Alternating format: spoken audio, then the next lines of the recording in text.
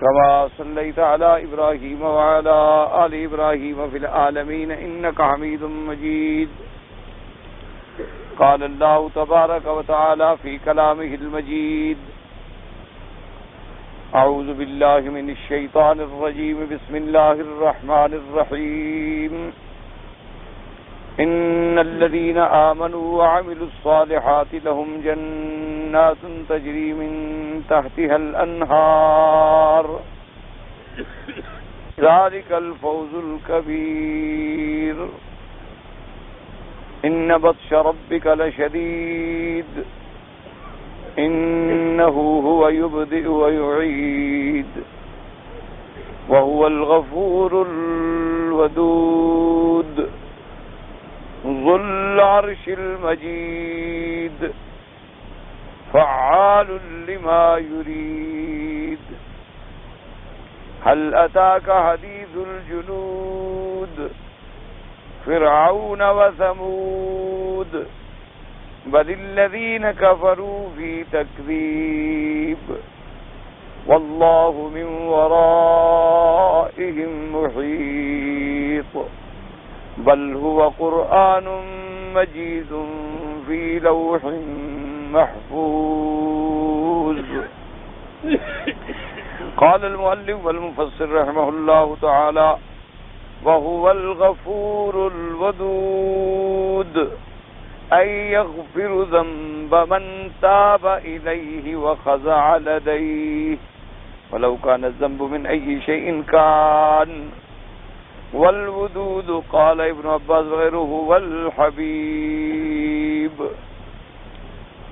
ذو العرش أي صاحب العرش العظيم العالي على جميع الخلائق.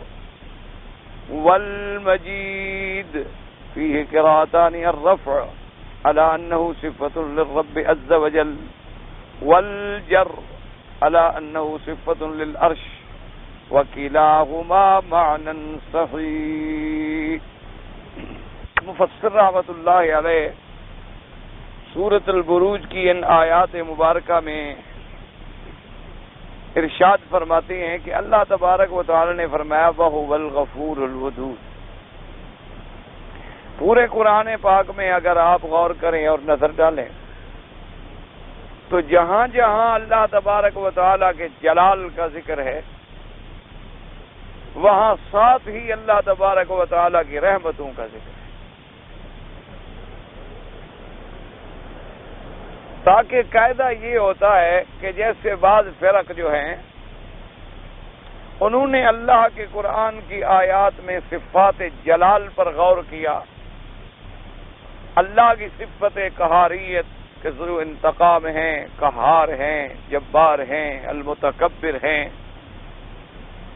اور اسی طرح پچھلے اقوام کی جو احوال گزرے ان پر اللہ کے عذاب اور انواع من العذاب کا ذکر کیا تو وہ رحمتوں سے مایوس ہو لہذا راستے سے ہٹ گئے.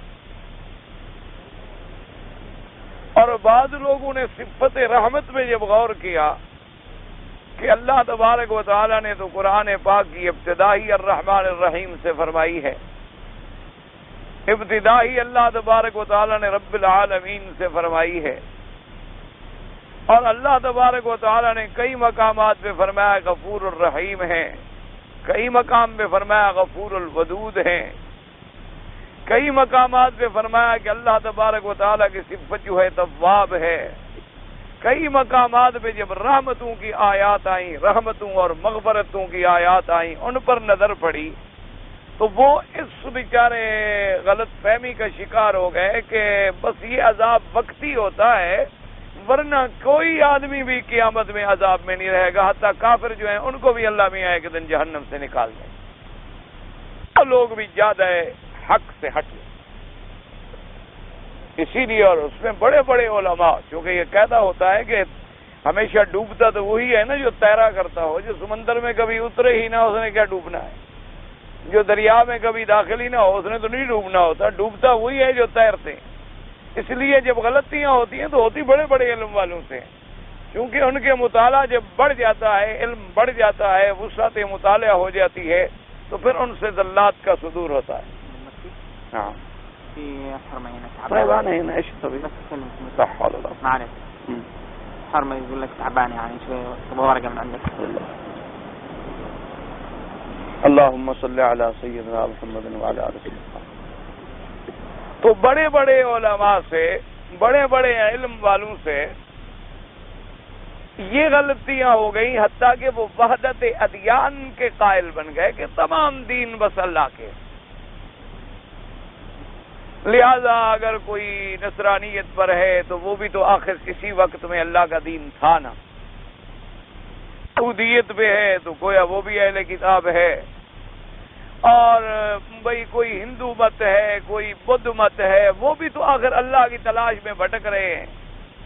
جستجو تو ان کی بھی یہی ہے نا کہ ہم کسی طرح بھگوان تک پہنچ جائیں.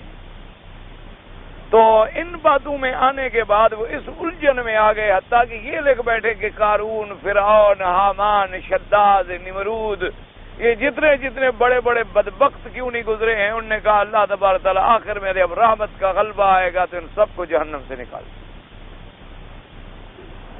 وہ بھی زیادہ راہ سے ہٹ گئے. اہل سنت والجماعت کا جو عقیدہ ہے، اور عقیدہ الحمدللہ ثم الحمدللہ ثم الحمدللہ، کیونکہ اللہ نے اس امت کو امت وسط بنایا ہے. اللہ تبارک و تعالیٰ کے پاک پیغمبر نے فرمایا کہ خیر الامور اوسطها. اسی طریقے سے ہمیشہ عقیدہ اہل سنت والجماعت یہ ہے کہ اللہ کی تمام صفات برحق ہیں. اللہ نے جتنی صفتیں بیان فرمائی ہیں قرآن پاک میں یا اپنے پاک پیغمبر کی زبان مبارک سے، وہ تمام صفتیں حق ہیں. اللہ تبارک و تعالیٰ کی صفت رحمان و رحیم بھی ہے، اللہ غفور و ودود بھی ہے، لیکن ان بطش ربک لشدید بھی ہے. اور یہ بھی اللہ تبارک و تعالیٰ کی صفات بھی ہیں کہ ان اللہ لا یخلف المیعاد. اللہ کبھی اپنے فیصلے کو نہیں بدلا کرتے. اللہ تبارک و تعالیٰ کبھی وعدہ فرما کے اس کا خلاف نہیں فرماتے. تو جب اللہ نے یہ فیصلہ کر دیا ہے کہ جو آدمی کفر پہ مرے گا اور شرک پہ مرے گا وہ ہمیشہ جہنم میں رہے گا، نکلنے کا سوال ہی پیدا نہیں ہوتا. اس نے اپنے آپ کو تو اللہ کی رحمت سے خود محروم کر دیا، کیونکہ اللہ نے تو فیصلہ فرما دیا تھا کہ ان اللہ لا یغفر ان یشرک بہ ویغفر ما دون ذلک لمن یشاء، کہ تحقیق نص قطعی ہے کہ اللہ اس کو کبھی معاف نہیں کریں گے جو اللہ کے ساتھ شرک کرتے کرتے مر گیا. ہاں، شرک کے علاوہ جتنی گناہ ہے وہ اللہ کی مشیت پر ہے، چاہیں تو معاف فرما دیں اور چاہیں تو گناہوں کی سزا دینے کے بعد معاف فرما دیں. تو اس لیے ہمیشہ یاد رکھیں کہ یہ نہیں کہ صفات رحمت پہ نظر پڑے تو آدمی بالکل ایک طرف لڑک جائے، اور صفات عذاب پر نظر پڑے تو آدمی اللہ کی رحمتوں سے مایوس ہو جائے. نہ، قل یا عبادی الذین اسرفوا علی انفسہم لا تقنطوا من رحمت اللہ. اور دوسری آیت میں فرمایا انہ لا یئس من روح اللہ الا القوم الکافرون. فرمایا میرے بندو، اگر تم نے اپنے جانوں پہ کوئی زیادتی کی ہے تو میری رحمت سے نا امید نہ ہو جائے. اور فرمایا میری رحمت سے تو وہی نا امید ہوتا ہے جو کافر ہے. مسلمان میری رحمتوں سے کیسے نا امید ہو سکتا؟ اللہ تبارک و تعالیٰ کی رحمتوں پر بھی نظر ہو کہ اگر رحمت فرمانے پہ آ جائیں تو ایک زانیہ عورت کتے کو پانی پلا دے اور گناہ معاف فرما دے. اور اللہ تبارک و تعالیٰ اگر امتحان اور ابتلا کرنے پہ آ جائیں تو اپنے پیغمبر حضرت ایوب کو بیماریوں میں مبتلا فرما دیں، حضرت نوح کے بیٹے کو غرق کر دیں، حضرت نوح علیہ السلام کی بیوی اور لوط علیہ السلام کی بیوی کو ہلاک کر دیں، اور کرم فرمانے پہ آ جائیں تو فرعون کے گھر میں جو بیوی ہے اس کو جنتوں کا مالک بنا دیں. اس لیے آدمی کی دونوں اللہ کی صفات پہ نظر ہو اور دونوں صفتوں پر ایمان ہو. جب آدمی ایک طرف ہٹ جاتا ہے پھر آدمی گمراہ ہو جاتا ہے. اس لیے ہمیشہ یاد رکھیں ایک بات. دوسری بات یہ یاد رکھیں کہ اللہ کی جتنی صفتیں ہیں ان سب پر ایمان لانا جو ہے وہ مسلمان کے لیے فرض ہے. اور ایمان بھی کیسے لے آئے؟ آسان لفظوں میں یوں سمجھ لیں کہ اللہ نے جو صفتیں خود بیان فرمائی ہیں یا اللہ کے پاک پیغمبر نے بیان فرمائی، ہمارا ان تمام صفتوں پر ایمان ہے.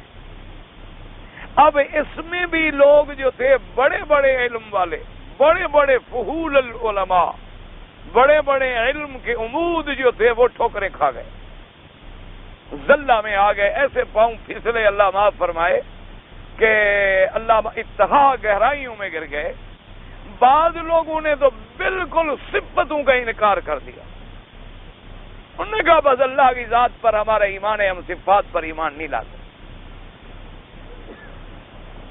وجہ کیا تھی؟ وجہ ان کی بھی توحید تھی،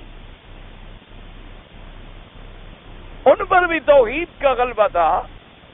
جب انہوں نے یہ دیکھا کہ اللہ کی صفت بھی ہے انہ هو السمیع البصیر، اور انسان کی بھی صفت آ گئی ہے وجعلناہ سمیعا بصیرا، تو انہوں نے کہا اگر ہم اللہ کی صفتیں مان لیں تو اس کا مطلب ہے اللہ بھی سننے والا، بندہ بھی سننے والا، اللہ بھی دیکھنے والا، بندہ بھی دیکھنے والا، تو پھر تو گویا ہم نے اللہ کے ساتھ بندے کو ملا دیا، تو توحید کہاں رہی؟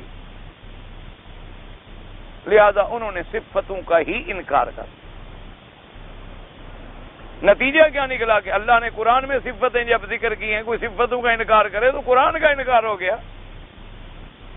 جب اللہ نے اپنی صفات کا ذکر قرآن میں فرما دیا ہے تو اب اگر انکار صفات کرے گا تو انکار قرآن آئے گا، اور انکار قرآن سے آدمی گمراہ ہو گیا، وہ فرقہ بھی راستے سے ہٹ گیا۔ دوسرے فرقے آئے، انہوں نے کہا کہ بھائی ہم صفات تو مانتے ہیں، لیکن صفات کا معنی یہ نہیں ہے کہ جو معنی ہم کرتے ہیں، نہیں، بلکہ ہمیں تعویل کرنی پڑے گی، ورنہ اللہ کے لیے یہ معنی بنتا ہی نہیں۔ جیسے مثلا صفات آ گئی کہ اللہ محبت کرنے والے ہیں، اللہ بندوں سے محبت فرماتے ہیں، قرآن میں آ گیا۔ اللہ تبارک و تعالی محبوب ہیں، تو انہوں نے کہا جی محبت تو مانا ہوتا ہے کہ دل میں ایک خاص قسم کی کیفیت اور رقت پیدا ہوتی ہے، اور آدمی کا دل دوسرے کی طرف پھر میلان کرتا ہے، پھر پسیج جاتا ہے، پھر محبت ہوتی ہے۔ تو اللہ کا دل کسی کی طرف میلان کر گیا، پسیج گیا، وہ ہم تو پھر پھنس گئے۔ انہوں نے کہا بھی نہیں، محبت کا معنی ہے رحمت، بس محبت کا وہ معنی نہیں ہے۔ ان لہذا لفظ سے تعویل کر، جیسے قرآن میں آگے اللہ عرش پہ ہے، انہوں نے کہا نہیں جی اللہ لا مکان ہے، کوئی مکان شکان نہیں، اللہ تو مکان سے پاک ہے۔ اگر ہم عرش پہ مان لیں گے تو گویا پھر اللہ کے لیے عرش کی ضرورت ہوئی، اور جب عرش نہیں تھا تو پھر اللہ میاں کہاں تھے؟ اور اگر اللہ میاں عرش پہ بیٹھے ہیں تو پھر اس کا مطلب ہے جیسے بندہ عرش پہ بیٹھتا ہے، تو ہم تو شرک پہ آ گئے۔ لہذا ان نے ان کی تعویلات کرنی شروع کر دی، اور وہ بھی راستے سے ہٹ گئے۔ ایک بات یاد رکھیں، تو صحیح عقیدہ اہل سنت والجماعت کا کیا ہے کہ تمام اللہ کی نؤمن باللہ باسمائہ وصفاتہ ما اثبتہ فی کتابہ او علی لسان رسولہ من غیر تمثیل ولا تعطیل ولا تشبیہ ولا تکییف۔ یہ ہے صحیح عقیدہ کہ اللہ کی تمام صفات پر ہمارا ایمان ہے، لیکن جیسے اس کی ذات بے مثال ہے، ایسے اس کی صفتیں بھی بے مثال۔ ہم ان کو کسی کے ساتھ مثال نہیں دے سکتے، کسی ذات کے ساتھ تشبیہ نہیں دے سکتے، اس لیے ہم مانیں گے کہ اللہ کی شان علو ہے۔ اللہ تبارک و تعالی جیسے امام بخاری رحمۃ اللہ علیہ نے فرمایا، اور دیگر ائمہ کرام نے فرمایا، اور آخر میں ابو الحسن اشعری جس کا سب سے زیادہ احناف انہی کا حوالہ دیتے، انہوں نے بھی رجوع فرما کے یہی عقیدہ رکھا کہ اللہ تبارک و تعالیٰ کی صفت علی العرش جو ہے وہ حق ہے، لیکن وہ کیسے ہے؟ یہ جیسے اس کی شان کو زیبا۔ ہم یہ نہیں کہہ سکتے کہ جیسے بندہ بیٹھے یا بادشاہ بیٹھے، پھر تو مثال آ گئی، اور اس کی صفت ہے لیسا کمثلہ شیء۔ اسی طرح فرمایا لیسا کمثلہ شیء وہو السمیع البصیر۔ اللہ نے فرمایا میری مثل کوئی نہیں۔ یہ نہ سمجھنا کسی دنیا والے کو سنتا ہوا دیکھو یہ بھی سنتا ہے اور وہ بھی سنتا ہے، اس کا سننا کیا ہے اور میرا سننا کیا ہے؟ اس کا سننا جو ہے ایک حد تک ہے، ایک وقت تک ہے، ایک زمانے تک ہے، آواز دور ہو جائے نہیں سن سکتا، پردہ پھٹ جائے نہیں سن سکتا، کان میں خشکی ہو جائے نہیں سن سکتا، بوڑھا ہو جائے نہیں سن سکتا، نیند میں چلا جائے نہیں سن سکتا، مر گیا تو ختم ہو گیا. تو اللہ کی صفت سمع جو ہے وہ تو دائمی ابدی برقرار ہے، وہ تو عرشوں پر اپنے فرش کی باتیں سنتا ہے. اس لیے کہاں اس کا سننا اور کہاں اس کا سننا. باقی اللہ محبت فرماتی نہیں، اب قرآن میں آیا فرماتے ہمارا ایمان ہے ان اللہ یحب الذین یقاتلون فی سبیلہ صفا. اللہ نے فرمایا میں ان لوگوں کو دوست رکھتا ہوں، محبوب رکھتا ہوں جو جہاد میں صفیں بنا کے میرے نام کے لیے، اللہ کے نام کی بلندی کے لیے لڑتی ہیں. اسی طرح فرمایا وَأَلْقَيْتُ عَلَيْكَ مُحَبَّةً مِّنِّي وَلِتُصْنَعَ عَلَىٰ عَيْنِي. اللہ تبارک و تعالیٰ نے فرمایا موسیٰ علیہ السلام سے کہ ہم نے آپ پر اپنی طرف سے محبت ڈال دی کہ جو بھی دیکھے آپ کو محبوب سمجھے. اسی طرح میرے آقا نے فرمایا من احب لقاء اللہ احب اللہ لقاءہ ومن کرہ لقاء اللہ کرہ اللہ لقاءہ. جو اللہ کو محبوب رکھتا ہے اللہ اس کو محبوب رکھتے ہیں، اور جو اللہ تبارک و تعالیٰ کے لقاء کو پسند نہیں کرتا اللہ اس کے ملنے کو پسند نہیں فرماتے. اسی طرح حدیث پاک میں آتا ہے کہ جس کو اللہ محبوب رکھتے ہیں جبریل کو حکم دیتی ہیں کہ پورے آسمانوں میں اور زمینوں میں ندا کر دو کہ اس بندے کو میں محبوب رکھتا ہوں، ہر چیز اس سے محبت کرے. تو اس لیے لیکن اس کی محبت کیسی ہے؟ جیسے اس کو زیبا ہے، جیسے اس کی شان ہے. یہ تھوڑا ہے کہ ہم اس کی محبت کا معنی بھی وہی کریں جیسے بندہ محبت کرتا ہے. اس کی صفت ہے ہمارا ایمان ہے، لیکن بغیر کسی تمثیل کے، بغیر کسی تشبیہ کے، بغیر کسی مثال کے اللہ تبارک و تعالیٰ کی ذات. باقی یہ اپنے عقل دوڑانا کہ جی پھر اللہ اگر عرش پہ ہو تو اللہ بادشاہ کے لاکھوں محل ہوتے ہیں تو بادشاہ محلوں کا محتاج ہوتا ہے. تو دنیا کا بادشاہ اگر محتاج نہیں تو اللہ کیسے محتاج ہے؟ اللہ کے لیے تو ساری کائنات محتاج ہے. اللہ الغنی وانتم الفقراء. تمام مخلوقات محتاج ہے اور وہ غنی ہے. اس کی صفت ہے اللہ الصمد، اس کی صفت ہے لم یلد ولم یولد، اس کی صفت ہے ولم یکن لہ کفوا احد. اسی لیے امام مالک رحمت اللہ علیہ نے بھی دو لفظوں میں فرما دیا. آپ نے فرمایا الاستواء معلوم، کہ استواء علی العرش جو ہے یہ حق ہے لیکن کیفیتہ مجہول، کہ بھی اس کی کیفیت کیسی. انہوں نے کہا اس لیے فرمایا والسؤال عنہ غیر معقول، اور ایسے بارے میں سوال کیوں کرتے ہو؟ فرمایا سوال کرنا جو ہے تمہاری عقل ناقص ہے. پرائمری پاس آدمی ایم اے کا سوال پوچھے، مخلوق خالق کے بارے میں سوال کرے، اتنا تمہارا عقل کہاں ہے؟ فرمایا اس لیے ہمارا ایمان ہے کہ اللہ کی جمیع صفات برحق ہیں جیسے اس کی شان کو زیبا ہے، جو عقیدہ سلف ہے، اور اسی میں الحمدللہ خیر ہے، اور اسی میں الحمدللہ سلامتی ہے، اور اسی میں الحمدللہ آدمی بھٹکنے سے بچ جاتا. اس لیے ہمیشہ یاد رکھیں جہاں قرآن میں صفت آ گئی اللہ کی، اللہ کے ہاتھ ہے، بل یداہ مبسوطتان، ہمارا ایمان ہے.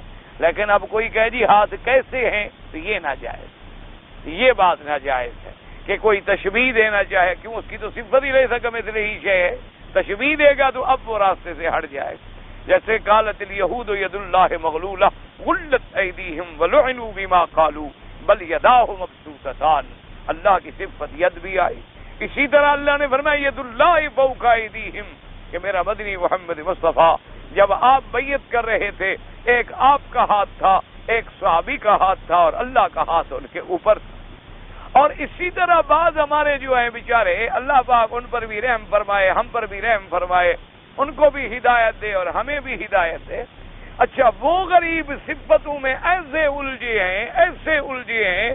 ان نے کہا بھی دیکھو اللہ فرماتے اوپر میرا ہاتھ تھا، اوپر میرا ہاتھ تھا. تو ظاہر میں تو نبی کا ہاتھ تھا، اصل میں تو خدا کا ہاتھ تھا.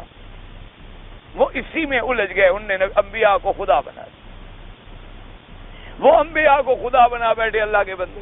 اسی باتوں میں الجھ گئے نا غریب. انہوں نے کہا کہ دیکھو جی اللہ فرماتے اوپر میرا ہاتھ تھا، تو اوپر تو دیکھنے میں تو حضور کا ہاتھ تھا نا، اور ہاتھ تو نظر نہیں آ رہا تھا.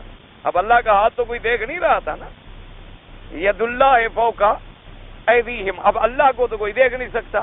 تو اب ان کے سامنے تو حضور کا ہاتھ تھا. ہاں انہوں نے کہا دیکھا جی یہی دراصل یہی تو ہے، یہی اللہ کا ہاتھ تھا. دیکھنے میں نبی کا ہاتھ تھا، دیکھنے میں میرا مدنی جو ہے وہ بشر ہے، ذات بشر ہے، دیکھنے میں وہ نبی ہے، دیکھنے میں وہ رسول ہے، لیکن اندر میں تو خود خدا ہے. دیکھا نہیں قرآن کہتا ہے کہ میرا ہاتھ تھا، قرآن کہتا ہے وما رمیت اذ رمیت ولکن اللہ رما، کہ محمد مصطفیٰ تم نے پتھر نہیں پھینکا، وہ تو خدا نے پھینکا۔ انہوں نے کہا پھینکا تو نبی نے تھا، وہی تو خدا ہے نا، یہ وہابی سمجھتے نہیں۔ وہ بیچارے اس دھوکے میں آ گئے۔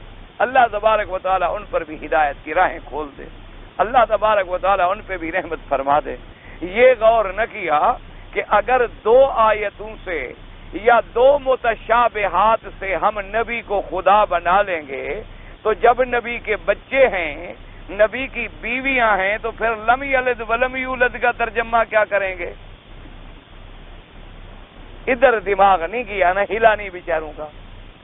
بھئی اگر ایک آیت آ گئی وما رمیت اذ رمیت ولکن اللہ رما، ایک آیت مبارک آ گئی کہ ید اللہ فوق ایدیہم، اسی طریقے سے اور آیات مبارک بھی آ گئیں، لیکن ادھر بھی تو غور کرتے کہ میرا مدنی محمد ابن عبداللہ ہے، باپ کا نام عبداللہ ہے، ماں کا نام آمنہ ہے، اور اللہ ماں باپ سے پاک ہے۔ یہ غور نہ کیا، یہ غور نہ کیا کہ میرا مدنی محمد مصطفیٰ تو اپنی اماں کے بطن مبارک میں رہے ہیں 9 مہینے، حضور کی تو باقاعدہ پیدائش ہوئی ماں کے بطن مبارک سے، اور خدا بھی ماں کے بطن میں رہتا ہے۔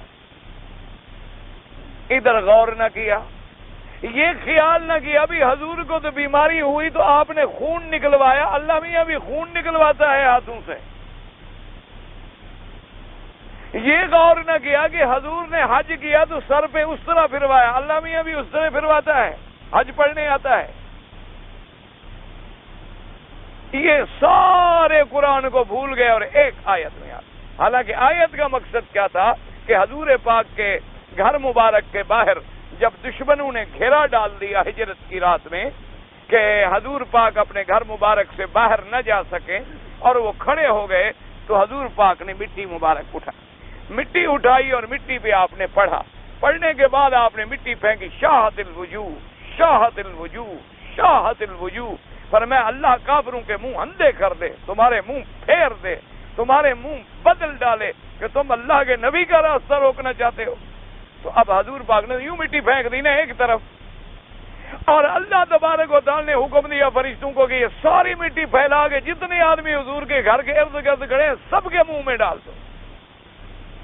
تو سب کے منہ میں ڈال دی گئی، اور خدا کی شان دیکھو، کسی کی آنکھ میں مٹی آئے تو آدمی پھڑک جاتا ہے، نیند نہیں آتی، مٹی آ گئی بس لگا ہوا ہے جناب، مل رہا ہے اور دھو رہا ہے اور تڑپ رہا ہے، ان کے منہ میں مٹی پڑی، وہ سو گئے حضور آرام سے تشریف لے۔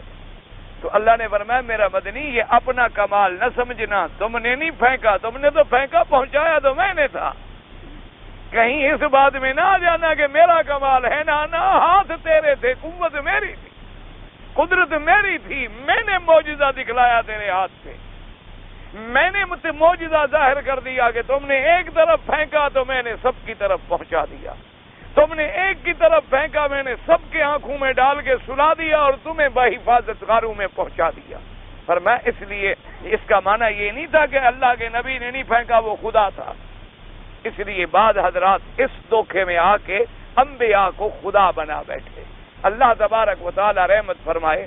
بعض حضرات نے اللہ کے اولیاء کی جب کرامات دیکھی کہ ان کے کرامات پر بعض واقعات ایسے آ گئے کہ مثلا کسی مردے کا زندہ ہو جانا بطور کرامت کے، کسی دور چیز کا 1 سیکنڈ میں پہنچ جانا بطور کرامت کے، انہوں نے جب دیکھا انہوں نے کہا بھئی مردے کو زندہ تو اللہ کرتا ہے، میرے پیر نے جو کر دیا معلوم ہوتا ہے باہر سے پیر ہے پر اندر سے خود ہے، وہ اس کی شکل میں آیا ہوا ہے، وہ اس کی شکل میں آیا ہوا، اس کی مرضی ہے، کبھی کسی شکل میں آ جاتا ہے، کبھی کسی شکل میں، اور یہی ہے کافروں کا عقیدہ ہے، ہندو کا عقیدہ ہے، وہ بھی یہی عقیدہ رکھتے ہیں نا، سانپ دیکھتے ہیں گر جاتے ہیں کیا، وہ کہتے ہیں ہاں خدا بھگوان سانپ میں آتا ہے، وہ جناب کبھی دیکھتے ہیں گائے کو تو کھڑے ہاتھ باندھ کے گاؤں میں، وہ کہتے ہیں بھگوان ہے نا، یہ بھی تو بچوں کو کھلا رہی ہے، پلا رہی ہے، دودھ دے رہی ہے، ندیاں بہا رہی ہے، تو یہ بھی اس کے اندر بھی خدا ہے۔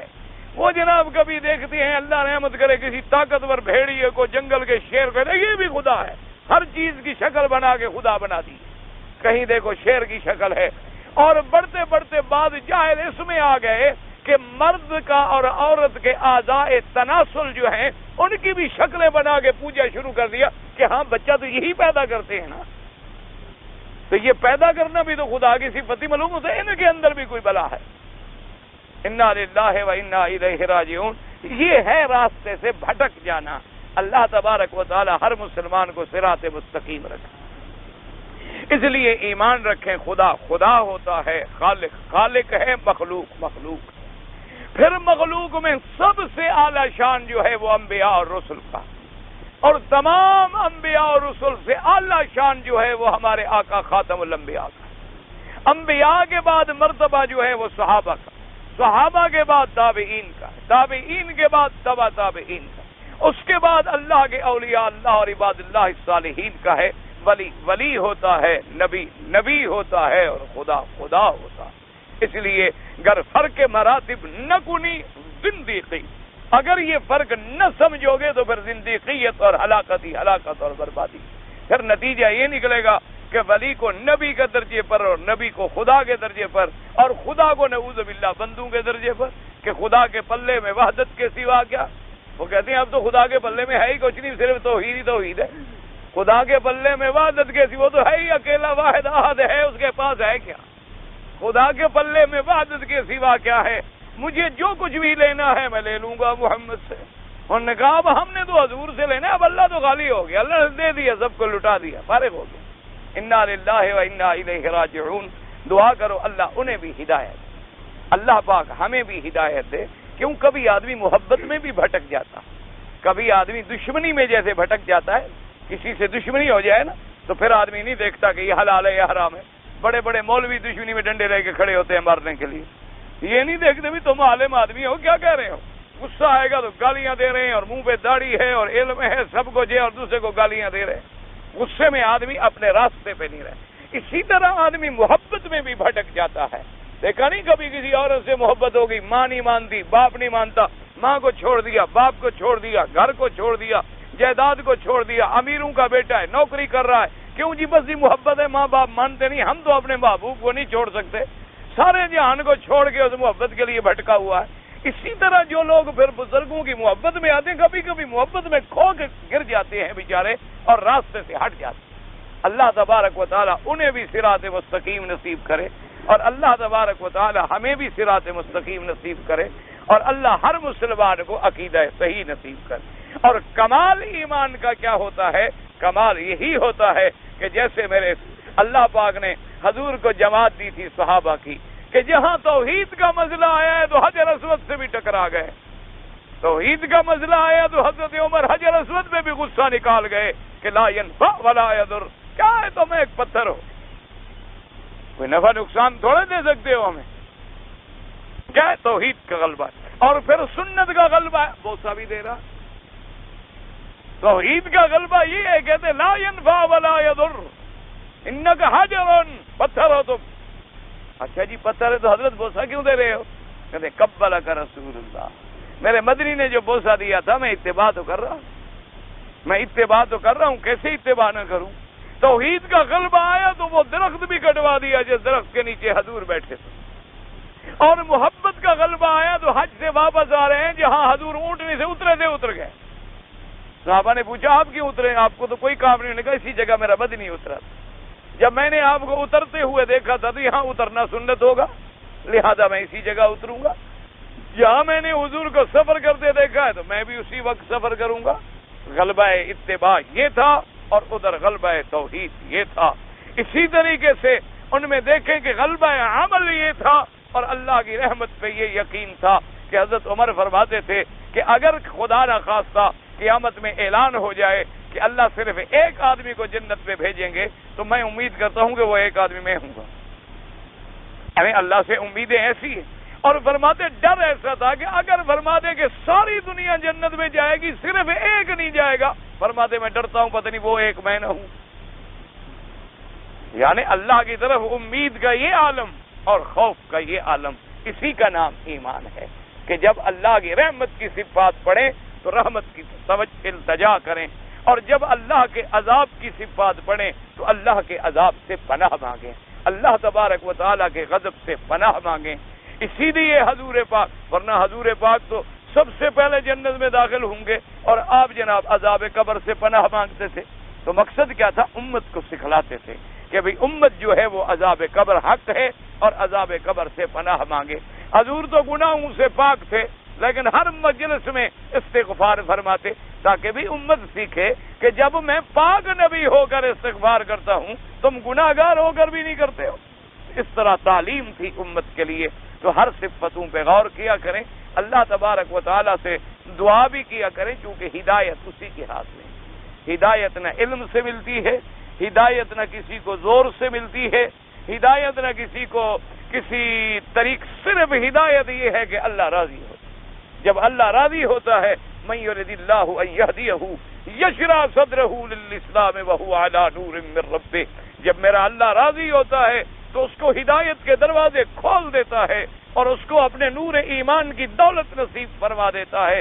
اور صدیوں کا بھٹکا ہوا، بہکا ہوا، گناہوں میں الجھا ہوا، شرک و بدعات میں ڈوبا ہوا ایک بات سنتا ہے اور ہدایت پہ آ جاتا. اور اگر اللہ ناراض ہو جائیں تو بڑے بڑے علماء، بڑے بڑے کتابوں کے مؤلف، بڑے بڑے کتابوں کے مصنف، بڑے بڑے علمی مقالات و محاضرات پڑھنے اور لکھنے والے لوگ جو تھے، اس ایک لفظ پہ غلطی کی اور گمراہ ہو گئے اور قیامت تک لوگوں کی گمراہی کا سبب بن گئے.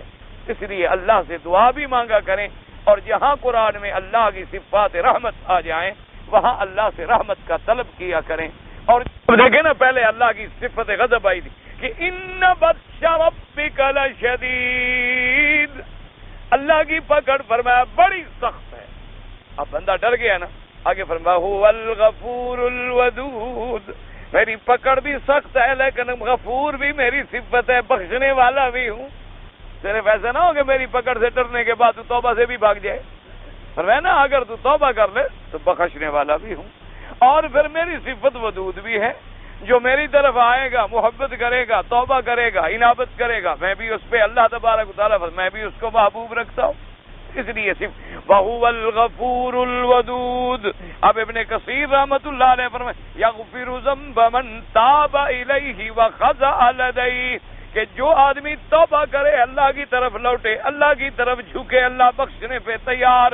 وَلَوْ كَانَ الذَّنبُ مِنْ أَيِّ شَيْءٍ كَانَ، چاہے اس کے گناہ کتنے بڑے کیوں نہ. اس لیے حدیث میں آتا ہے اللہ فرماتے ہیں میرے بندے یہ جتنی میری زمین ہے نا، اب زمین کتنی بڑی ہے اندازہ کر سکتے ہیں؟ آج تک کوئی پیمائش کر سکا زمین؟ اللہ فرماتا ہے میرے بندے اگر یہ ساری زمین جتنی ہے نا اتنی تیرے گناہ ہوں لیکن شرک نہ کرے اور میرے دروازے پہ آ جائے، توبہ کرے، میں بخشنے کے لیے تیار ہوں. لیکن جب تو شرک کرتا ہے پھر میرا باغی بن جاتا ہے اور باغی کی سزا پھر موت. باغی کو کوئی بھی معاف نہیں کرتا. ایک آدمی کسی کے قانون کا باغی بن جائے، لوگ کہیں گے جی وہ تو نماز پڑھتا ہے، روزہ رکھتا ہے، وہ کہے جو پڑھتا رہے تو باغی ہے، باغی کو تو ہم نے سزا دینی. وہ کہیں جی آدمی تو بڑا شریف ہے، محلے والوں کی خدمت کرتا ہے، غریبوں سے بڑا اچھا اخلاق ہے اور بہترین ماشاءاللہ بولنے والا ہے، وہ کہا ساری صفتیں ہوں گی، باغی ہے. باغی کی سزا یہ ہے قاتل الذی تبغی، جو باغی ہو تو قتل کرو، اس کے ساتھ قتال کرو. اس لیے اللہ فرمایا جو میرا بندہ ہے لاکھ گناہوں میں الجھ جائے لیکن میرا باغی نہ بنے، پھر بھی میرا بندہ تو ہے نا، لیکن پھر بھی بڑا اچھا بن جائے، ساری ساری رات ایک ٹانگ پہ کھڑے ہو کے چلے کاٹتا رہے، عبادتیں کرتا رہے لیکن ہو مشرک، پر میں اس کی عبادتوں کو آگ لگاؤں، یہ میرا باغی ہے. باغی کی اچھائی بھی کوئی قبول کرتا ہے؟ یہ ساری رات چلے کاٹے جو مرضی آئے کرتا رہے. جب اس نے غیر اللہ کو پکارا ہے، جب اس نے غیر اللہ کو ندا کی ہے، جب اس نے غیر اللہ سے استعانت طلب کی ہے، جب اس نے غیر اللہ کی جا کے نظر چڑھائی ہے، فرمایا میری ذات کے ساتھ شرک کیا ہے، اس کے سارے عمل مردود ہیں، اس کا کوئی عمل بھی مقبول نہیں ہوگا. ان کے اعمال کا نتیجہ یہ نکلے گا حباً منصورا، کہ بالکل اڑا دیے جائیں گے جیسے راکھ اڑ جاتی ہے، کوئی قیمت نہیں ہوگی. اس لیے فرمایا کہ یاد رکھو بس باغی نہ بنو، پھر توبہ کرو تو رحمت کرنے پہ خدا تیار. اس کے بعد فرمایا والودود حبیب ذل عرش، وہ صاحب عرش العظیم العالی علی جمیع الخلائق، اس کی صفت ہے جمیع خلائق پہ علو. اللہ تبارک و تعالیٰ کا علو بے اعتبار ذات کے بھی ہے، بے اعتبار قہر و جبار ہونے کی بھی ہے، باعتبار مکانہ کے بھی ہے، جیسے اس کی ذات کو زیبا ہے، لیس کمثلہ شیء، دماغ میں رکھا کریں۔ فرمایا المجید یعنی مجد والا، عظمت والا وہ۔ اب المجید کی دو قراتیں ہیں، بعد نے پڑھا المجید دو، اگر المجید دو پڑھا جائے گا تو پھر تو صفت ہوگی رب کی، وہ رب یعنی جو مجید ہے، جو ذو العرش۔ اگر پڑھیں گے مجید تو پھر صفت بن جائے گی یعنی عرش کی، ذو العرش المجید، عرش موصوف مجید صفت، یا مجید دو تو صفت بن جائے گی رب کی۔ فی قراءتان وقراءتان صحیحتان فبأیتہما قرأ القاری فمصیب، دونوں قراءتیں صحیح ہیں، الرفع والجر، جو قراءت بھی پڑھی جائے ٹھیک ہے۔ اس کے بعد فرماتے ہیں فعال لما یرید، ای مہما اراد فعلہ لا معقب لحکمہ ولا یسأل عما یفعل لعظمتہ وقہرہ وحکمتہ وعدلہ۔ فرمایا فعال لما یرید، جو چاہیں، جو ارادہ فرمائیں، اس کے حکم کو کوئی ٹالنے والا نہیں، اس کے فیصلے کو کوئی بدلنے والا نہیں، اس کے ارادے کو کوئی روکنے والا نہیں، کیونکہ وہ عظمت والے ہیں، وہ کار والے ہیں، وہ حکمت والے ہیں۔ کسی کو عذاب میں پکڑ لیا ہے، یہ بھی ان کی حکمت ہے، کسی کو مہلت دے دی ہے، یہ بھی ان کی حکمت ہے۔ جو چاہیں، جب چاہیں، جیسا چاہیں کر دیں۔ انما امرہ اذا اراد شیئا ان یقول له کن فیکون، فسبحان الذی بیدہ ملکوت کل شیء۔ کما روینا عن ابی بکر الصدیق رضی اللہ تعالی عنہ انہ قیل له وهو فی مرض الموت هل نظر الیک الطبیب قال نعم قالوا فما قال لك قال لی انی فعال لما ارید۔ روایات میں آتا ہے کہ حضرت ابی بکر صدیق، سب کہنے رضی اللہ عنہ، جب صحابہ کا نام آئے تو رضی اللہ عنہ، جب حضور پاک کا نام آئے تو درود شریف، یہ مسلمان اپنی عادت بنا لے، کہنا نہ پڑے اس کو۔ سیدنا ابی بکر صدیق رضی اللہ تعالی عنہ جب بیمار تھے تو دوست آئے دعا کرنے کے لیے، انہوں نے پوچھا حل نظر الیک الطبیب، آپ کو ڈاکٹر نے، طبیب نے، حکیم نے دیکھا ہے؟ تو انہوں نے فرمایا ہاں دیکھا ہے۔ تو انہوں نے کہا کیا کہا طبیب نے؟ انہوں نے کہا طبیب نے یہ کہا میری مرضی، میں جو چاہوں گا کروں گا۔ یعنی پوچھنے والے تو سمجھ رہے تھے نا طبیب سے مراد ڈاکٹر ہے، وہ اللہ کی طرف نظر ڈالے ہوئے کہ میرا تو بیمار کرنے والا بھی وہی ہے اور شفا دینے والا بھی وہی ہے۔ انہوں نے دیکھا ہے اور فرمایا فعال لما یرید، میری مرضی میں جو چاہوں کروں۔ تو جب اللہ کی مرضی ہے تو میں کون ہوں؟ میری آگے کیا طاقت ہے کہ میں کچھ کر سکوں؟ لیکن یہ مقام صدیق ہے رضی اللہ عنہ، ہر آدمی کو یہ مقام نہیں بن سکتا۔ اس لیے اصول ہوتا ہے کہ یہ مقامات جو ہیں اللہ نے جن کو نصیب فرمائے ہیں ان کا مقام ہے۔ ہم تو ضعیف بندے ہیں، بیماری ہوگی علاج بھی کروائیں گے، علاج سنت ہے، لیکن شفا کا عقیدہ اللہ سے رکھیں گے۔ شفا اس علاج میں نہیں، شفا اللہ کے پاس ہے، علاج جو ہے وہ اسباب کی حد تک ہے۔ جیسے پیاس لگے گی تو پانی پیئیں گے، بھوک لگے گی تو کھانا کھائیں گے، سردی لگے گی تو کپڑا اوڑھیں گے، گرمی لگے گی تو کپڑے سے ہٹ کے پنکھے کے نیچے بیٹھیں گے، لیکن اصل چیزوں کا مالک، ان کے اندر اثرات پیدا کرنے والی جو ذات ہے وہ اللہ تبارک و تعالی۔ یہ تو پھر مقام صدیق ہے، یہ تو نہیں ہو سکتا کہ آدمی ہر آدمی کو مقام صدیق پہ پہنچا دے، یہ تو ان کا مقام تھا۔ انہوں نے فرمایا ہاں میرے اللہ نے دیکھا ہے، اور وہ فرمایا پھر کیا حکم ہوگا؟ انہوں نے کہا میری مرضی میں جو کروں بس۔ تو اس سے ہم پوچھ تو سکتے نہیں کہ مجھے بیمار کیوں کیا ہے تو الحمدللہ، شفا دیں گے تو الحمدللہ۔ وقوله تبارک و تعالی هل اتاک حدیث الجنود، اب اس کے بعد پھر اختصار سے پچھلی قوموں کا ذکر آ گیا تاکہ تنبیہ بنے حضور صلی اللہ علیہ وسلم کی امت کے لیے۔ هل اتاک حدیث الجنود فرعون وثمود ای هل بلغک ما احل اللہ بهم من الباس وانزل علیہم من النقمة التي لم يرضى عنهم احد وهذا تقریر لقوله تبارک و تعالی ان بطش ربک لشدید ای اذا اخذ الظالم اخذه اخذا علیما شدیدا اخذ عزیز مقتدر۔ اللہ نے فرمایا میرا مدنی حل بلغکا، کیا آپ کو پہنچی یہ خبر ما احل اللہ بالامم الماضیہ، کہ جو پہلی امتیں گزر چکی ہیں ان پر اللہ کے عذاب کیسے آئے؟ آپ کو یہ خبر پہنچی ہے کہ پہلی امت یعنی پہنچی ہے، اللہ نے پہنچا دی نا وحی میں، کہ پہلی جو قومیں آئیں ان پر اللہ کا جب عذاب آیا تو کسی نے روک لیا؟ کوئی روک سکتا تھا؟ سوال ہی پیدا نہیں ہوتا۔ اب مفسر نے فرمایا گویا یہ پہلی آیت کا اس بات ہے، پہلی آیت میں تھا ان بطش ربک لشدید، اللہ کی پکڑ سخت ہے، تو تو جب پہلی قوموں کو پکڑا تو کوئی ان کو چھڑانے والا بھی نہیں تھا. اس لیے فرماتے ہیں اذا اخذ الظالم اخذه اخذا علیما شدیدا، جب اللہ کسی ظالم کو پکڑتے ہیں تو پھر پکڑتے ہیں پکڑنا دردناک، ایسا پکڑنا کہ جو غالب کا پکڑنا ہے اور قدرت والے کا پکڑنا ہے، پھر اس کی پکڑ سے کوئی بھاگ نہیں سکتا. قال ابن ابي حاتم حدثنا ابي قال حدثنا علي بن محمد التنافسي قال حدثنا ابو بكر بن عياش النبي اسحاق بن ميمون قال مر النبي صلى الله عليه وسلم على امرأة تقرأ لتا حديث الجنود وقام يستمع فقال نعم قد جاءني. حضور پاک گزرے تو ایک بی بی قرآن پڑھ رہی تھی، قرآن پاک کی یہی آیت پڑھی حل اتاک حدیث الجنود کہ اللہ کے نبی آپ کو پہلی قوموں کی لشکروں کی خبر پہنچی. آپ نے فرمایا نعم، ہاں میرا اللہ پہنچ گئی، قد جاءنی پہنچ گئی، آپ نے مجھے خبر دے دی. وقوله تبارک وتعالی بل الذین کفروا فی تکذیب ایہم فی شک وریب وکفر وعناد. میرے اللہ پاک نے فرمایا میرا مدنی لیکن یہ کافر لوگ جو ہیں وہ یہ تکذیب کے اندر ہیں، یہ کافر لوگ جو ہیں یہ عناد کے اندر ہیں، یہ کافر لوگ جو ہیں یہ شک میں پڑے ہوئے ہیں.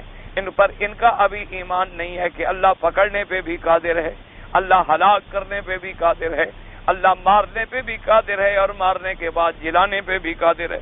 فرمایا واللہ من ورائہم محیط ای وقادر علیہم قاہر.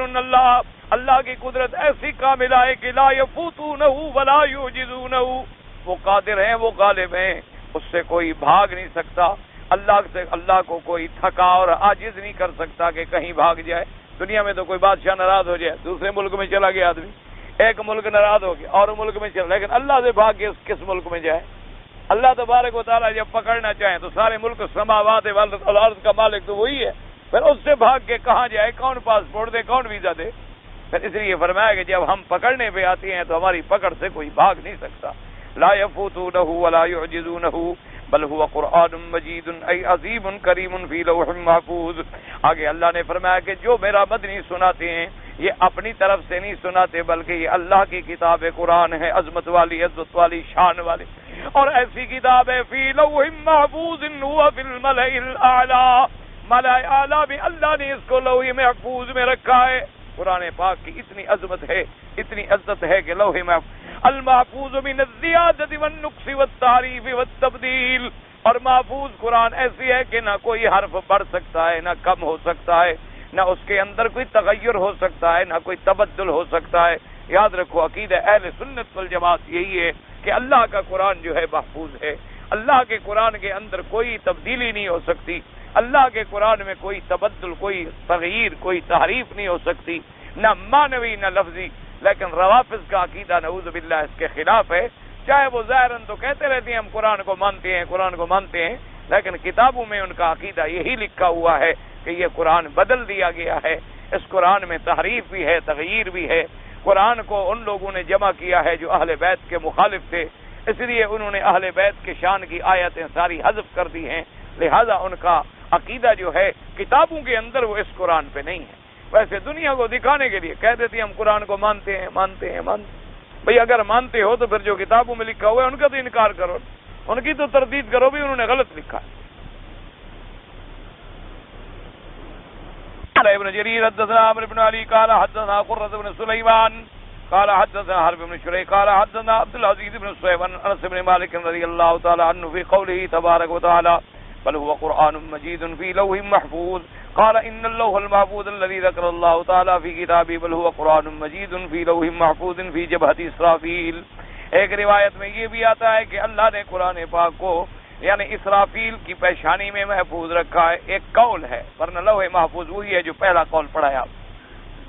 وقال ابن ابي حاتم حدثنا ابي قال حدثنا ابو صالح قال حدثنا معاوية بن صالح ان ابا الاعبس وعبد الرحمن بن سلمان قال ما من شيء قضى الله القرآن فما قبله وما بعد الا وهو في اللوح المحفوظ واللوح المحفوظ بين عيني اسرافيل لا يؤذن له بالنظر فيه. انہوں نے کہا کہ لوح محفوظ قرآن پاک اور اس سے جو کچھ پہلے ہوا جو بعد میں ہوگا سب اللہ نے محفوظ کر دیا، لکھ دیا ہے اسرافیل کی دو آنکھوں کے درمیان پیشانی میں، اور اس کو بھی اجازت نہیں ہے کہ وہ دیکھ سکیں. وقال الحسن البصري ان هذا القرآن المجيد عند الله في لوح محفوظ ينزل منه ما يشاء ولا ما يشاء من يشاء من خلقه. حضرت حسن بصری رحمۃ اللہ علیہ فرماتی ہیں کہ اللہ نے قرآن پاک کو اتارا اور لوح محفوظ میں رکھا اور اس سے جتنی چاہتے ہیں اپنے پاک پیغمبر پہ اتارتے ہیں. وقد روى البغوي من طريق صاحب بن بشر اخبرني مقاتل بن جريج ان مجاهد ان ابن عباس قال ان في صدر الله لا اله الا الله وحده دينه والاسلام ومحمد عبده ورسوله ومن آمن بالله وصدق بوعده واتبع رسله ادخله الجنة. قال والله لوح من درة بيضاء طوله ما بين السماء والأرض وأرضه ما بين المشرق والمغرب وحافتاه من الدر والياقوت ودفتاه ياقوتة حمراء وقلمه نور وكلامه معقود بالأرش وأصله في هجر ملك. فقال مقاتل اللوح المحفوظ عن يمين الأرش. اب اس کے بعد حضرت سے فرق روایت نقل فرماتی ہیں. حضرت ابن عباس کا قول ہے، فرمایا کہ لوح کے اندر لکھا ہوا ہے لا الہ الا اللہ وحدہ، اللہ تبارک و تعالی معبود برحق ہے، اسی کی ذات وحدہ لا شریک، دینہ والاسلام، اللہ کا پسندیدہ دین کا ہے اسلام، ومحمد عبدہ ورسولہ، حضرت محمد مصطفیٰ صلی اللہ علیہ وسلم اللہ کے بندے اور اللہ کے رسول ہیں. ومن آمن باللہ وصدق بوعدہ، جو شخص اللہ پر ایمان لے آیا اور اللہ کے وعدوں کو سچا سمجھا، واتبع رسلہ، جو اللہ کے رسولوں کی اتباع کی، ادخلہ اللہ الجنہ، اللہ پاک اس کو جنت میں داخل فرمائیں گے. قال واللوح لوح من درۃ بیضاء، انہوں نے کہا کہ وہ لوح جو ہے سفید موتی کا بنا ہوا ہے، طولہ ما بین السماء والارض، اس کا لمبا ایسی ہے جیسے آسمان اور زمین کا فاصلہ ہے، اور عرض اس کا ایسی ہے ما بین المشرق والمغرب، جیسے مشرق سے لے کر مغرب تک کی عرض ہے. فرمایا وحافتہ من الدر والیاقوت، اس کے کنارے جو ہیں وہ موتی اور یاقوت کے بنے ہوئے ہیں. ودفتہ یاقوتۃ حمراء، اور اس کو یاقوت حمراء کے اندر جو ہے جلد بند کیا گیا. وقلمہ نور، جس قلم سے لکھا گیا وہ نور کی قلم ہے. کلامہ معقود بالعرش، اس کی کلام جو ہے وہ جڑی ہوئی ہے عرش کے ساتھ. فرماتے ہیں واصلہ فی حجر ملک، اور اللہ پاک نے اس کو ایک فرشتے کے گود میں رکھا ہے محفوظ کرنے کے لیے. اور فرماتے ہیں مقاتل اللوح المحفوظ عن یمین العرش، اللہ تبارک و تعالیٰ کے عرش کے دائیں طرف ہے. وقال الطبراني حدثنا محمد بن عثمان بن ابي شيبه قال حدثنا بن جابر بن الحارث قال حدثنا ابراهيم بن يوسف قال حدثنا زياد بن عبد الله عن ليث بن عبد الملك بن سعيد بن جبير عن ابيه عن ابن عباس رضي الله تعالى عنه ان رسول الله صلى الله عليه وسلم قال ان الله تعالى خلق لوحا محفوظا من درة بيضاء صفاتها من ياقوتة حمراء قلمه نور وكتابته نور لله في كل يوم 60 و300 لحظة يخلق ويرزق ويميت ويحيي ويعز ويذل ويفعل ما يشاء. حضرت ابن عباس رضی اللہ تعالیٰ عنہ فرماتی ہیں کہ حضور پاک نے فرمایا کہ اللہ تبارک و تعالی نے لوح محفوظ کو پیدا فرمایا من درۃ بیضاء، سفید موتی سے بنایا ہے، اور اس کے صفات جو ہیں وہ یاقوتۃ حمراء، سرخ پتھر یاقوت سے بنائے گئے. فرمایا قلم بھی نور ہے، کتابت بھی نور ہے، اور اللہ تبارک و تعالی جیسے اس کی شان کو زیبا ہے 360 دفعہ نظر فرماتے ہیں اس میں. اللہ جس کو چاہتے ہیں پیدا فرماتے ہیں، جس کو چاہتے ہیں رزق دیتے ہیں، جس کو چاہتے ہیں موت دیتے ہیں، جس کو چاہتے ہیں زندہ فرماتے ہیں، جس کو چاہتے ہیں عزت دیتے ہیں، جس کو چاہتے ہیں ذلت دیتے ہیں. وَيَفْعَلُ مَا يَشَاءُ، اور جو چاہیں کریں، چونکہ ان سے کوئی پوچھنے والا نہیں. اللہ تبارک و تعالی ہر چیز پہ قادر ہیں. آخر تفسیر سورۃ البروج وللہ الحمد والمنہ. الحمدللہ سورۃ البروج کی تفسیر اللہ کی رحمت سے پوری ہوئی. اللہ پاک کی توفیق سے اور آپ کی دعاؤں سے انشاءاللہ پھر پڑھیں گے سورۃ تفسیر و سورۃ والطارق کی. اللہ تبارک و تعالی ہمیں آپ کو سب کو قرآن سمجھنے کی توفیق عطا فرمائے. جو بھی سوال بچ جائیں وہ بھی دے دیا کرو. کسی ساتھی نے دوست نے پوچھا ہے جی کہ اگر عورت حاملہ ہے، مثلا 8 مہینے کی ہے یا 9 مہینے کی حاملہ عورت ہے، تو کیا میاں بیوی اس وقت میں بھی مل سکتے ہیں؟ ہاں، شریعت میں کوئی منع نہیں. پہلے حضور پاک صلی اللہ علیہ وسلم کی ایک حدیث مبارک میں آتا ہے، آپ نے فرمایا کہ میرا ارادہ تھا کہ میں لوگوں کو اس انداز سے منع کر دوں، لیکن بعد میں تحقیق ہوئی کہ کوئی نقصان نہیں ہوتا. تو بہرحال اب اگر کسی عورت کا کوئی خاص کیس ہے، مثلا کوئی عورت میں مرض ہے، کمزوری ہے، لیڈی ڈاکٹر نے منع کر دیا ہے، وہ تو علیحدہ بات ہے، ورنہ شریعت کے اعتبار سے کوئی منع نہیں. مردے کو قبر میں جب سلایا جائے تو اس کی گردن جو ہے، بہرحال اس کا رخ جو ہے وہ کعبے کی طرف. کسی کمپنی میں کام کرتا ہوں، کمپنی کے کام کے وقت میں اگر کسی اور کا کام کر کے پیسے لے لوں وہ حرام ہے. کیونکہ آپ نے کمپنی سے ایک کانٹریکٹ کیا ہے کہ مثلا میں یہ 8 گھنٹے آپ کی ڈیوٹی کروں، ان کا کام ہے کریں گے، نہیں ہوگا تب بھی آپ ڈیوٹی پہ پابند ہیں. اس ٹائم کے اندر آپ کا معاہدہ ہے ان کے ساتھ، آپ دوسری جگہ جا رہے ہیں تو خیانت کر رہے ہیں. اس وقت میں کسی دوسرے کا کام کر کے آپ مزدوری لے رہے ہیں تو حرام لے رہے ہیں. ایک سیدھی سی بات ہے. ہاں اگر آپ نے کمپنی کا ٹائم پورا کر دیا، اب کمپنی نے آپ کو چھٹی دے، اب چھٹی کا معنی یہ ہے کہ آپ ریسٹ کریں، راحت کریں، آرام کریں، اس میں آپ نے کوئی کام کر لیا تو وہ حرام نہیں ہوتا. لیکن وہ بھی فقہا نے شرط لکھی ہے. کیا مانا کہ مثلا آپ نے 8 گھنٹے ڈیوٹی دی تو باقی بچ گئے مثلا آپ کے لیے کتنا، 24 گھنٹے میں کتنی بچ گئے؟ ہاں جی 16 گھنٹے. تو آپ نے اس میں جناب پھر 12 گھنٹے اور اپنا کام کرتے رہے اور 3-4 گھنٹے آرام کیا، تو صبح 8 گھنٹے آپ ٹھیک کام نہیں کر سکے تو آپ پکڑے جائیں. یہ نہیں کہ ان کی ڈیوٹی آپ کما حق کا ادا نہ کر سکے، کیونکہ وہاں سے ڈیوٹی کر کے آپ نے اپنا کام شروع کر دیا. اب آپ نے ساری طاقت جو تھی ادھر لگا دی اور صحیح آرام کیا نہیں. جب بدن کو صحیح آرام نہیں ملا تو صبح آپ ان کی ڈیوٹی میں تو صحیح ڈیوٹی نہیں دے سکتے. آپ تھکے ہوئے ہوں گے، آپ کمزور ہوں گے، آپ پر نیند کا غلبہ ہوگا، آپ پر تکان کا غلبہ ہوگا، اس کا مطلب ہے آپ نے ان کے کام میں خیانت کی. تو اس لیے ہمیشہ یاد رکھیں کہ اور سب سے پہلی صفت یہ ہوتی ہے کہ اپنا کہ آدمی جب کوئی بولا القوی الامین، کہ اس کی اس کام کے لیے قوت بھی ہو اور امانت بھی ہو. یہ 2 چیزیں جو ہیں مزدور کے لیے بڑی ضروری ہیں. لہذا اپنے رزق کے حلال میں حرام نہ ملائیں اور ایسی چیزوں سے احتیاط کریں. کہتے ہیں جی سنا ہے کہ یعقوب علیہ السلام کے زمانے میں جس بگیاڑ نے انہوں نے تہمت لگائی کہ موسیٰ یوسف علیہ السلام کو بگیاڑ کھا گیا، بگیاڑ آیا بس یعقوب علیہ السلام کو ملا، میں نے آپ کا بیٹا نہیں کھایا. پھر اس نے دعا کی ایسا بنا دینا، مولوی بنا، پتہ نہیں کیا بنا دینا. یہ تو پتہ نہیں آپ نے کس سے سنا ہے، یعقوب علیہ السلام سے سنا ہے ہاں جی، یا آپ کو خود وہ بگیاڑ ملا ہے؟ قرآن حدیث میں تو ہے نہیں، پتہ نہیں تم نے کہاں سے سنا ہے. یوسف علیہ السلام کا سارا قصہ قرآن میں ہے، یہ صرف تمہارے والی بات نہیں ہے، یہ کسی تم نے جھوٹے مولوی سے سنا ہے. خدا کے بندے یعنی قرآن میں جب موجود ہے ہر قصہ کہ وہ آ گئے تو حضرت یعقوب نے اسی وقت فرما دیا کہ تم لوگوں نے یہ جھوٹ بنایا. بل سولت لکم انفسکم امرا، تمہارے جیوں نے یہ بات گھڑی ہے، فصبر جمیل، میں صبر. اگر ان کو بگیاڑ آگے سارے قصے کہانی بتا گیا تھا کہ میں نے یوسف کو نہیں کھایا تو یہ بھی تو بتا جاتا کہ کنویں میں پڑا ہے اور نکال لو. 14ویں صدی کے بعد تمہیں تو آگے بتا گیا لیکن یعقوب علیہ السلام کو نہیں بتایا.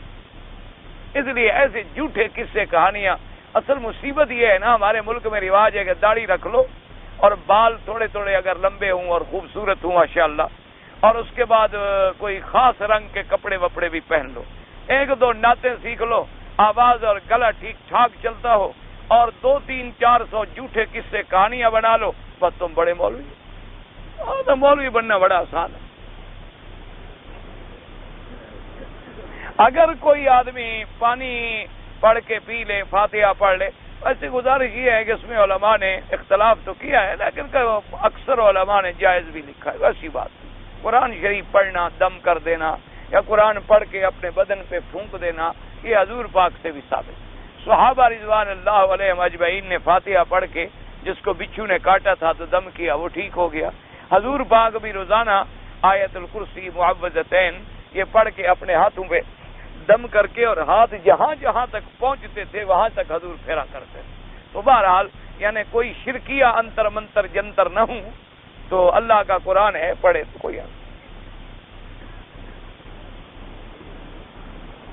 اگر ہم عمرے پہ آئے ہوئے ہیں اور مدینہ منورہ جائیں تو 40 نمازیں پڑھنا ضروری ہے. بھئی ایک ہے زیارت، وہ تو 1 منٹ میں بھی کافی ہے. ایک ہے فضیلت، 40 سال رہو تب بھی تھوڑی ہے. 40 نمازیں پڑھنے کی فضیلت آئی ہے، اس کا زیارت سے کوئی تعلق نہیں کیا. مسجد میں نماز پڑھی، سلام پڑھا، آگے کوئی بات نہیں. لیکن اگر اللہ موقع دے دے تو ایک حدیث مبارک میں آتا ہے کہ اللہ اس کو نفاق کی بیماری سے بری کر دیتے ہیں. اور علماء اسی لیے زور دیتے ہیں ان حدیثوں پر کہ چلو 40 نمازیں پڑھے گا تو آگے بھی شاید اللہ حیا دے دے، اس پر بے نمازی نہ بنے، شاید اس کی عادت بن جائے، نمازی بن جائے.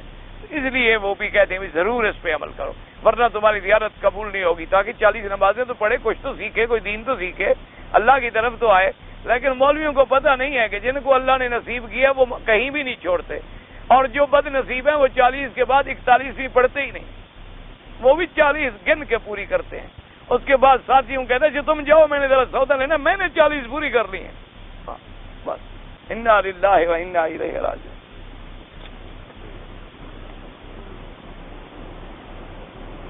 ایک لڑکے کا شادی ہو گیا، نماز بالکل نہیں پڑھتا، تو امام احمد ابن حنبل رحمۃ اللہ علیہ کے نزدیک تو نکاح بھی ختم ہو گیا اور وہ کافر ہو گیا، اور باقی ائمہ کے نزدیک فاسق فاجر ہے۔ بہرحال اس کو کہو کہ فوراً توبہ کرے اور نماز کی پابندی کرے، اور اصولاً ایسے لوگوں سے تعلق چھوڑ دو، ایسے لوگوں سے ملنا ملانا اٹھنا بیٹھنا کھانا پینا سب علیحدہ کرو، تاکہ کوئی لوگوں کو پتہ تو چلے مسلمان غیر مسلمان کا۔ تم جو ہر بات پہ راضی ہو، تم بھی تو ہر تبوت شاہ حسین ہو نا، تازیہ کھڑا کرو رو رہے حسین۔ یزید آجر کہتے ہیں بڑا بہادر آدمی بڑا کنٹرولر تھا، ایڈمنسٹریٹر بڑا ٹھیک ٹھاک تھا، کنٹرول بڑا اس نے کیا، اس کا قصور بھی کوئی نہیں تھا، وہ دور بیٹھا ہوا تھا اور کوئی بدبخت درمیان میں پڑ گیا، اس نے زیادتی کر لی، ورنہ اس کا کیا، تمہارا تو کوئی پتہ نہیں لگتا نا، یزید کے ساتھ بھی ہو، حسین کے ساتھ بھی ہو، صحابہ کو بھی مانتے ہو، اہل بیت کو بھی مانتے ہو، اللہ کو بھی مانتے ہو، قبر کو بھی مانتے ہو، تم نے بھی تو سب کو راضی کیا ہوا ہے۔ انا للہ و انا الیہ راجعون۔ کعبہ شریف پہ آتے ہیں طواف کریں، یا رب البیت العتیق، داتا صاحب کی قبر پہ کھڑے ہیں، داتا تیری نگری ہے، تیرے سوا کوئی کچھ نہیں کرتا۔ دعا اللہ بچائے اس شرک، دعا کرو اللہ ہدایت، کوئی عقل کرو، اللہ تبارک و تعالیٰ سے دین سیکھو، جو بے نماز ہے تعلق توڑ دو، بیوی بے نماز ہے کہو نکل جاؤ، اللہ کے دین کے بعد پھر کوئی تعلق ہے؟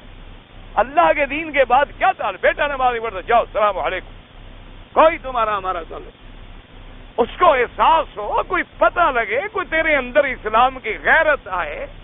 تمہارے 5 روپے کا کسی سے جھگڑا ہو جائے تو سال سال نہیں بولتے ہو، کوئی تمہارے نوکری میں تبدیلی کروا دے تو تمہارا دشمن بن جاتا ہے، اور اللہ کا رشتہ چھوڑ دے تو وہ تمہارا دوست ہے۔ اس سے بڑا کوئی منافق ہے دنیا میں؟ یعنی کوئی آدمی صرف تیری نوکری میں تبادلہ کرا دے، کہتے ہیں یہ بڑا بدبخت، بڑا بے ایمان، یہ جناب ظاہر میں میٹھا ہے، اندر سے چھری ہے چھری، اس نے مجھے اندر سے بیٹھے بیٹھے خنجر مار دیا۔ اس سے تمہیں بغض ہے، اور جو اللہ کا دشمن ہے وہ تیرا دوست ہے۔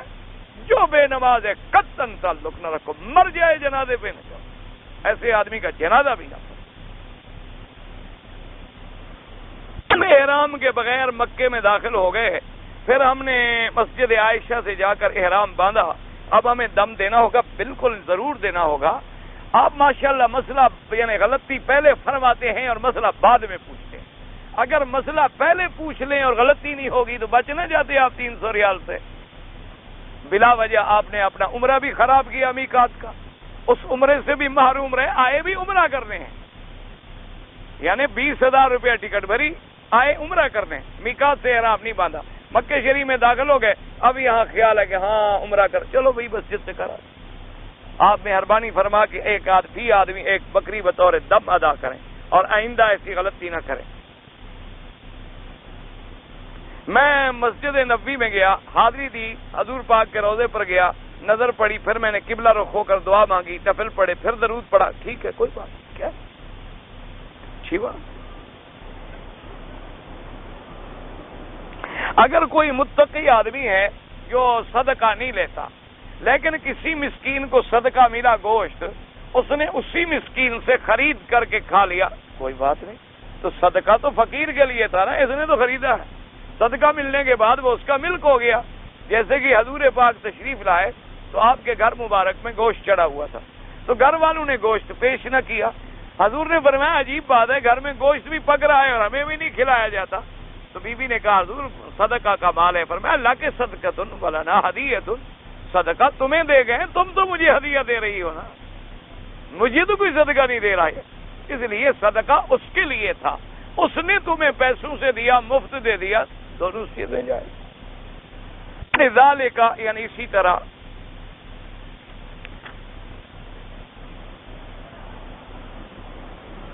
میں نے عمرہ کیا ہے لیکن حج نہیں کیا، اگر صاحب دولت ہو تو حج تم پر فرض ہے، اور اب تو خود آ کر اپنے اوپر فرض کر لیا، اب گھر بھی جا رہے ہو تو واپس آ کر حج ضرور کرو۔ ویسے عمرہ بھی چھوٹے حج کے برابر ہے لیکن حج ادا نہیں ہوتا۔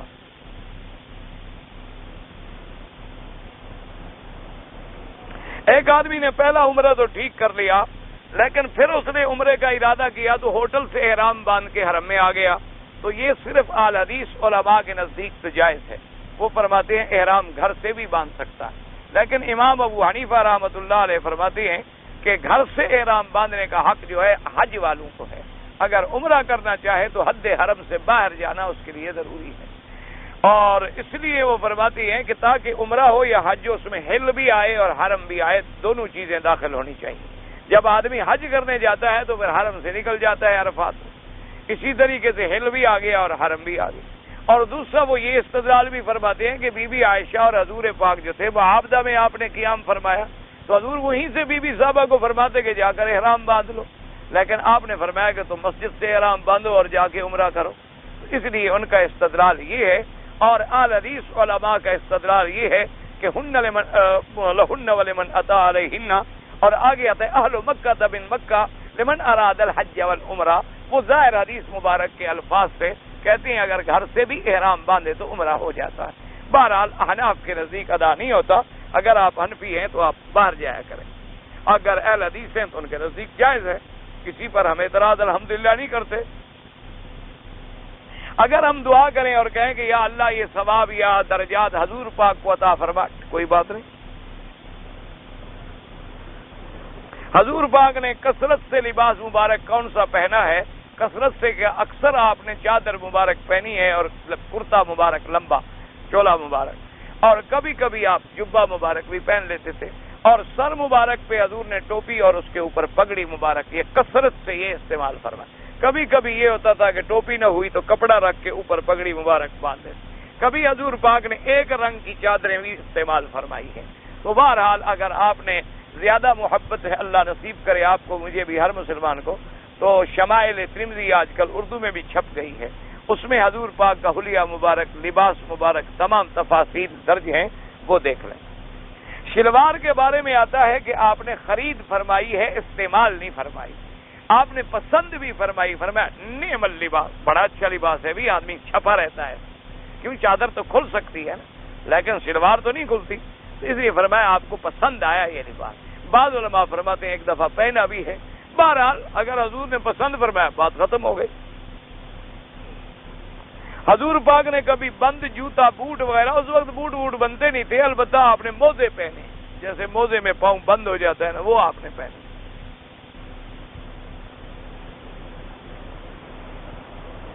حضرت عمر نے اپنے بیٹے کو سزا دی تھی، یہ ان کے عدل کا کمال ہے کہ بیٹے کے بر بھی، لیکن بعض علماء فرماتے ہیں کہ یہ بات پایا ثبوت کو نہیں پہنچی۔